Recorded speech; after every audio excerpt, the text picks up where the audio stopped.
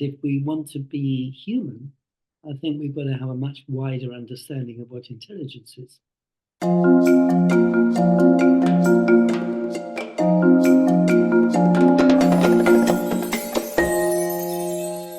So this is sort of take two of our doing this recording, and yeah, I just thought it was interesting your reflection on how we gone about the first recording, your insights from that. Well, it's a later vlog, but it's the first we're talking about today.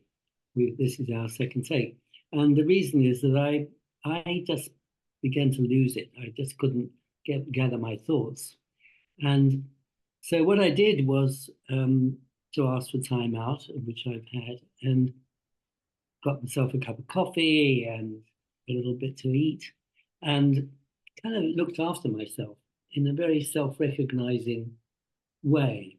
I mean, I was combining responding to the situation that I wasn't able to kind of articulate what I wanted to say clearly, and that promoted some self-recognizing of tuning into myself, into my body. So I was embodying.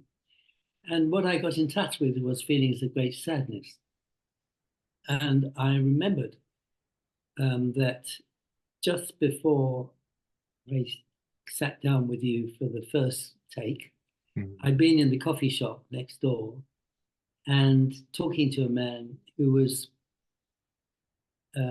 saying that his wife was dying in the next 2 or 3 days, at some point very soon. And it put me in touch with the fact that I know at least 2 other people, one extremely well, who's similarly close to death. And I felt just waves of sadness, really, which were in a sense beneath the surface. And I could have soldiered on and pretended that I was fully here, but I wasn't fully here.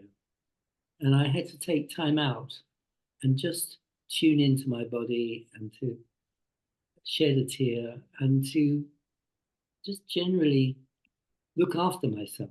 And this is the kind of thing which makes for acting more intelligently, acting with more of my all of me available at present. I'm not saying I've got all of me available right now, but I mean, I'm definitely in a different place. And that's exactly a good example of whole intelligence in action. When it's not about just being bright or being, this is really raising the question about what we mean by intelligent. It's not something that AI can do. Yes. So let's remind ourselves that we're human beings and that we fluctuate and we have good days and bad days and we have sadnesses and joys and areas of excitement and areas of not being excited, being bored or depressed or downhearted.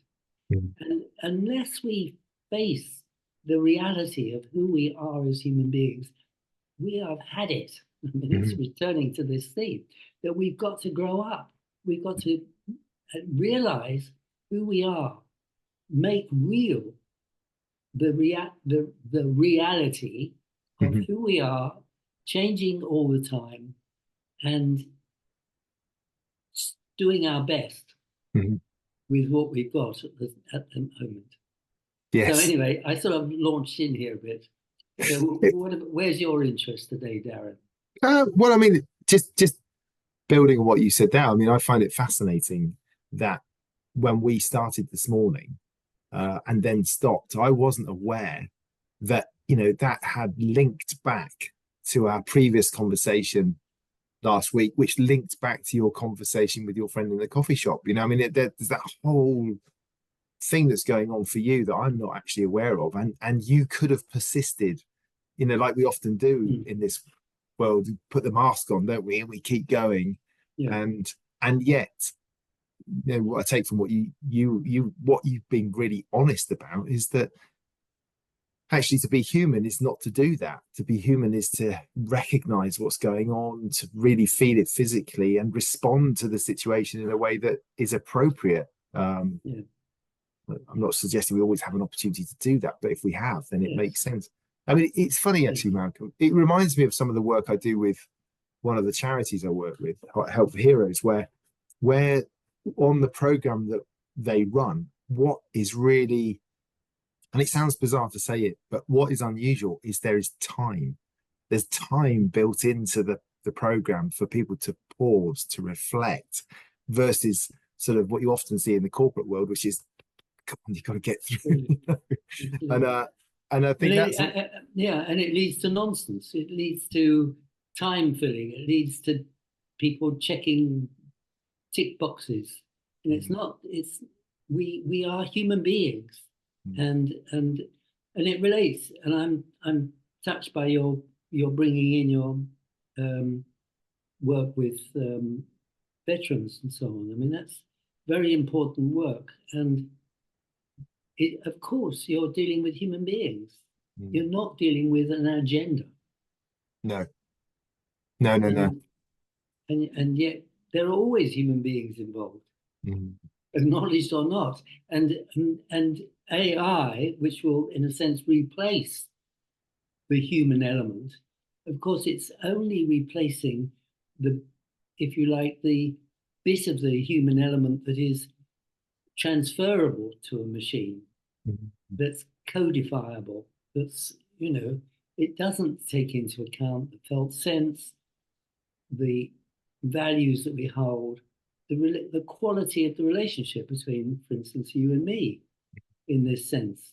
So that while I was taking time out this morning and tuning into myself, self-recognizing and embodying, feeling what was happening for me, I was also, this has enabled me to relate to you in a different way.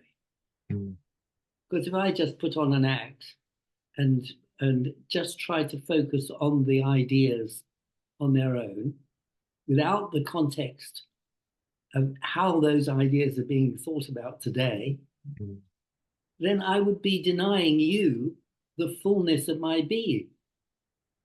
Yeah. And you deserve more than that. I value you. I trust you. I want to connect to you. And I have to connect to you from a place of being true to myself. Yeah. That's and a funny thing is, if I reflect on our conversation earlier today, if I reflect on it and tune into it, I could sense that the flow was not flowing as it often does. So it's and we're not even in the same room. We're like on the screen, aren't we? Which is But you see, but I think this again underlines the fact that we are much more knowledgeable than as it were the general zeitgeist allows for. It's like, certainly in business circles and many organizational situations, how people relate together is not discussed, because they will talk about ideas, they talk about projects, they talk about plans, agendas, etc., but they don't relate as people with one another, as human beings. So they're, right from the start, is cutting down the scope of our humanity, because actually we're much more interestingly complex, multi-levels, different felt sense, different moments when we touch on particular things that are important and other things which are less important. Yes. So it's and absolutely, whole intelligence is about bringing together different worlds, different modes of being in the world. So I'm pleased in a way that this has happened, although it's less neat, doesn't fit. We had to carve out more time, and we had an arrangement to do it at a certain time, and now we're doing it at a different time. So it's untidy in that sense. Yes. Oh, and sorry, go on.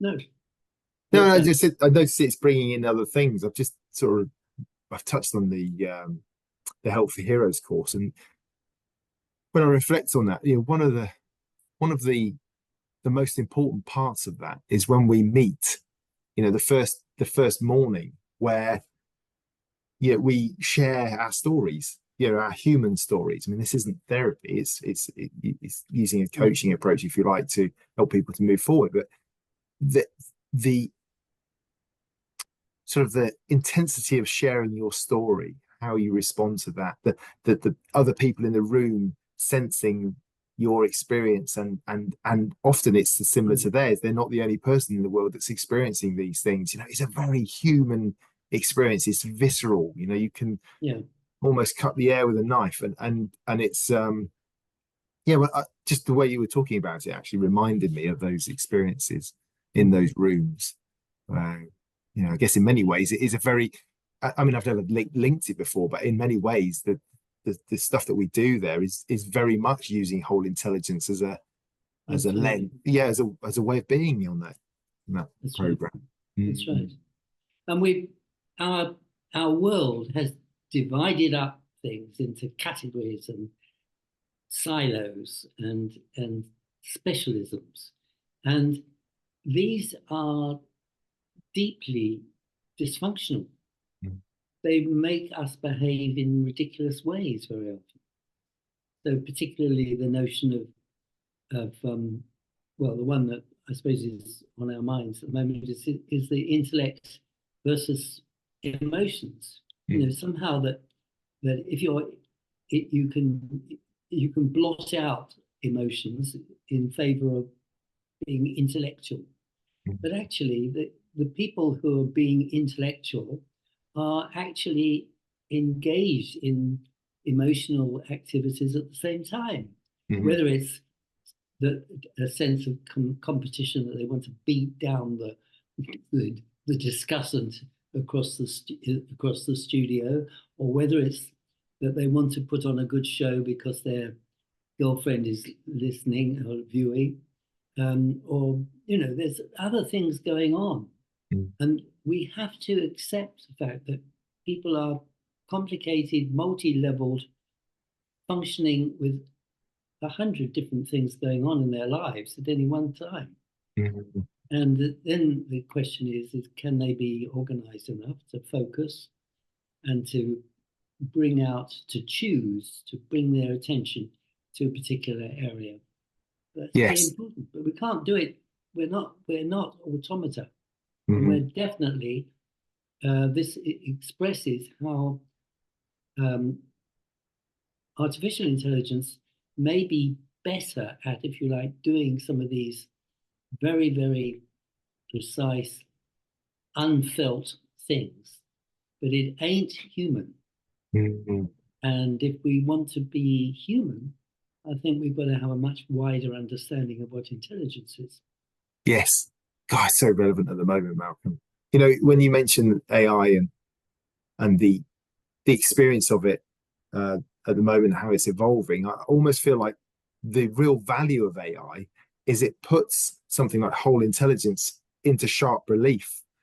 You can it makes sense of whole intelligence, of us remembering our whole intelligence as humans, because it is so sort of focus on one element of intelligence, I guess. Yeah, absolutely. I'd like to read this because this is a paragraph I wrote for a chapter in a book that's going to be published shortly. Okay. Called what's it called? Communicating the World in Crisis. And my chapter in it is called Communicating Whole Intelligence to Regenerate the Living Human World. Anyway, this is just one paragraph. It just fits. The employment of the word intelligence is deliberate.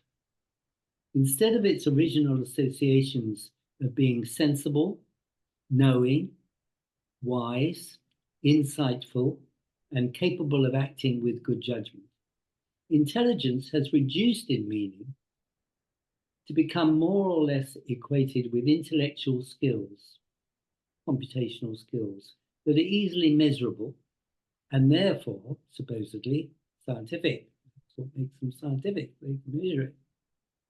Whole intelligence reinstates broader down-to-earth meanings, corresponding to the ancient Greek phronesis, which was translated as practical wisdom, an Aristotelian concept, and explores human beings' all-round capability to function and flourish and serve the world.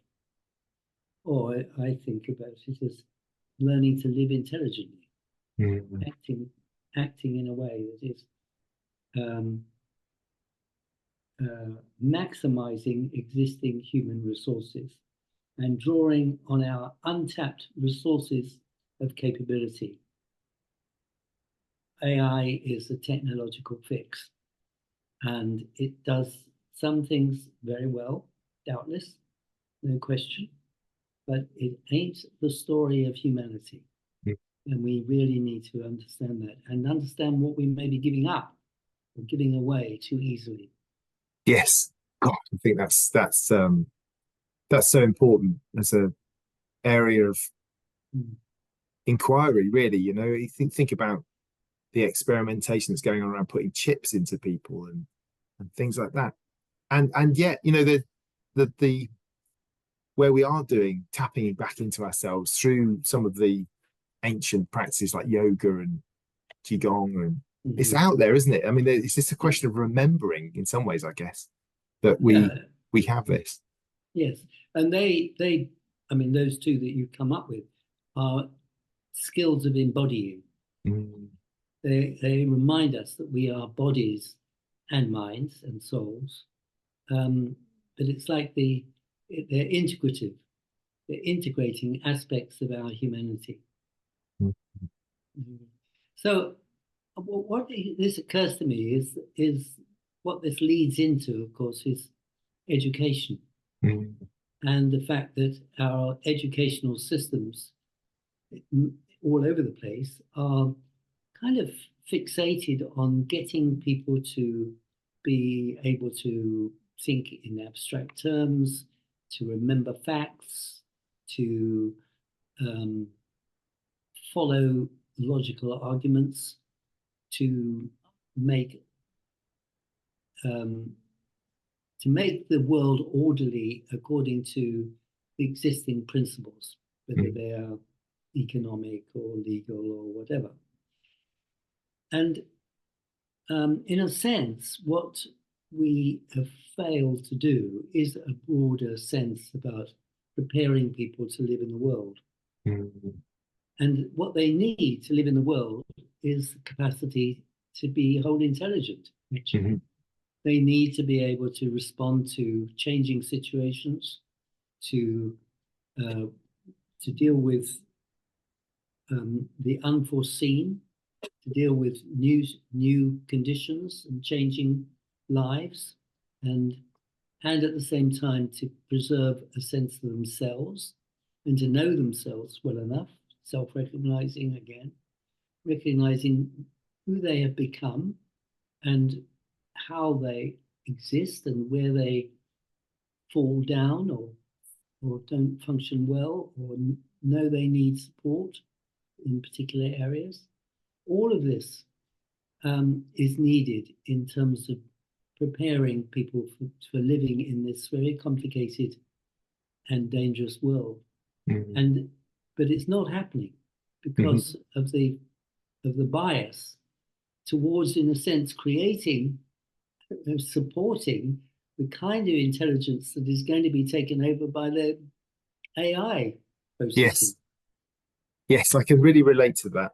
It's almost like we're heading down a path, and yet there are examples where whole intelligence does play its part or can play its part, but we don't recognize it. You know, it's a bit, I think about my kids that have been through school and they've played some sports, you know, they've done some art, they've learned about communication skills, but I guess the question is it being brought together as a sort of whole intelligence, you know, in the sense that they're all a bit separate. And what I've learned about whole intelligence and from you is that these abilities, capabilities, if these human abilities, if you like, although I know you don't like that word, but you know, these human assets that we have actually are work in order for them to really bring benefit. We recognize that they're happening all of the time, and all of the time at different degrees. Some are more present than others. And I guess that's what's maybe missing is the lens of whole intelligence in order to make sense of all of this stuff that we're doing. Well, people are not taught that holism and looking at the entirety of things is completely out of fashion, because what we have is in a sense, even the individual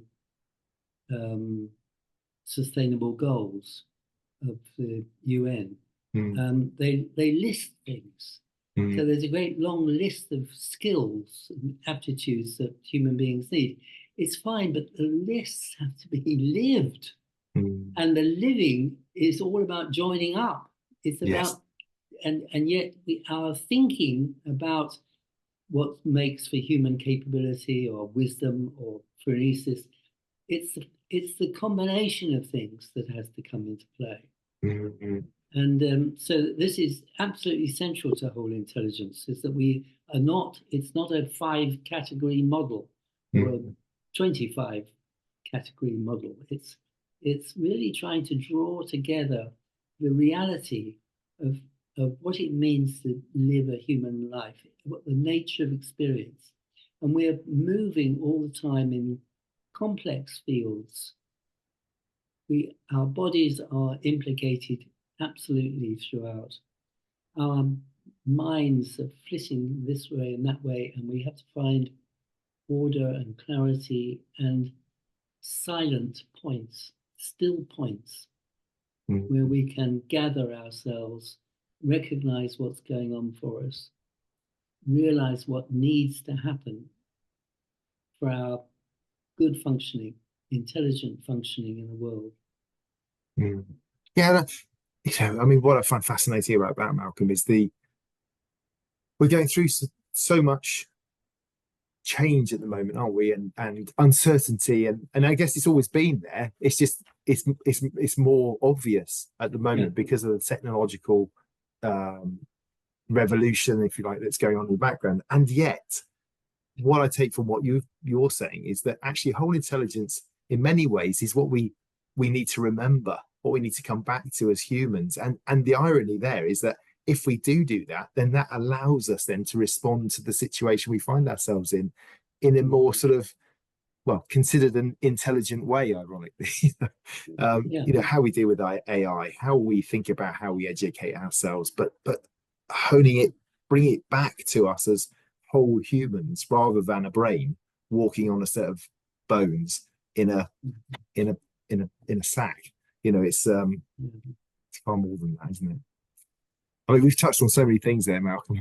I'm sure we'll touch on more when we speak. But yes, how do you feel about? I think that's probably where we should stop, actually.